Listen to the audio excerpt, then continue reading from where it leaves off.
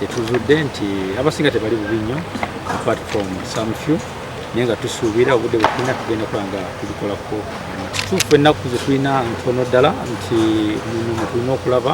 nga tufuna shape ya ttiimu tulina okulaba nga tufuna engeri abangi bagenda okuzannya kyensuubira nti tugenda kugezaako kuba nga tubigattagatta mu budde butono bwe tulina tube nga tufunamu ekisinga obulungi. Ndi musanyufu nnyo nti training yaffe ey'olunaku olwokubiri egenze bulungi era nga nze nsuubira buwanguzi bwokka kubanga ttiimu yo nnungi nga wenjirabye nga training wegenze ttiimu nnungi ate era kya mukisa kirungi nti abamu kufa abali kwanda 17 tuzeemu okuyitibwa kwanda 18 n'ababa betugaseeko tukkiriza era tubalabyeko balungi tusuubira buwanguzi bwokka.